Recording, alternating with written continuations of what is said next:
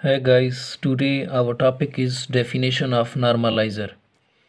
Let X be a complex subsets of a group in a group G, then the normalizer in a group G, denoted by NGX. आगे हमारे पास है defined by, इसको हम लिखते कैसे हैं, N G x is equal to the a belong to the G a x is equal to the x a. कभी कभी पेपर में ये नोटेशन दे देते हैं, ये क्या चीज़ है, आपने नॉर्मलाइज़र पे टिक लगा देनी है।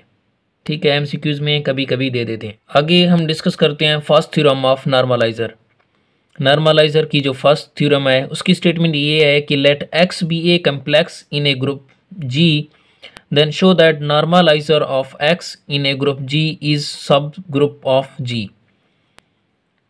सब ग्रुप ऑफ जी, हमें प्रूफ ये करना है कि जो नॉर्मलाइज़र ऑफ एक्स है वो सब ग्रुप ऑफ जी का है या नहीं है, जी का सब ग्रुप है या नहीं है।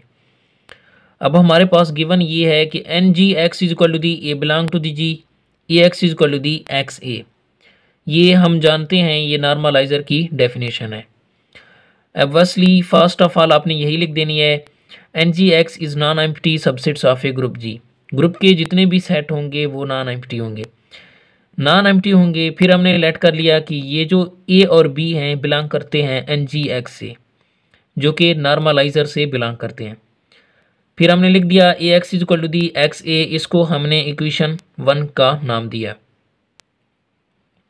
फिर दूसरा हमने B X is equal to the X B, इसको हमने इक्वेशन 2 का नाम दिया। फिर X is equal to D, ये जो एक्स है ना हमारे पास, ये जो बी है इसको हम दूसरी तरफ ले गए, दूसरी तरफ जाएगा तो बी इनवर्स हो जाएगा। X is equal to the B inverse X B, ये जो बी है इसको हम उठा के दूसरी तरफ ले आए, X B inverse is equal to the B inverse X. ये इक्वेशन 3 है हमारे पास। नाउ आगे आपने लिख देनी है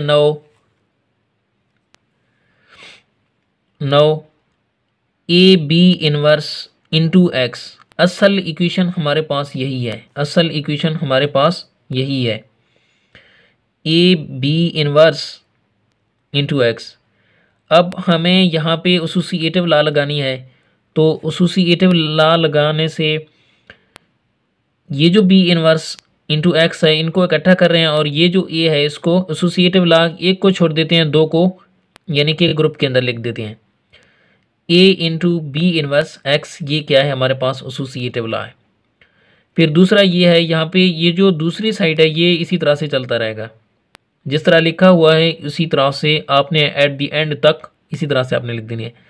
फिर ए इंटू ये जो बी इनवर्स एक्स है, बी इनवर्स एक्स, ये हमारे पास एक्स बी इनवर्स के बराबर है, इसकी जगह हमने ये वाला लिख दिया।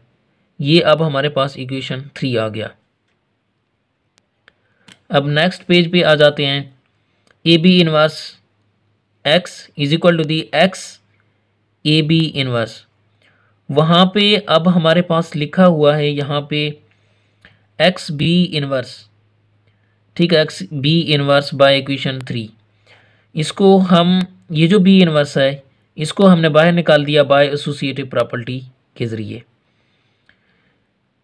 फिर यहाँ पे ये जो ए एक्स है ये हमने फर्स्ट इक्वेशन के अंदर यहाँ पे लिख दिया, a x is equal to the x a के बराबर है,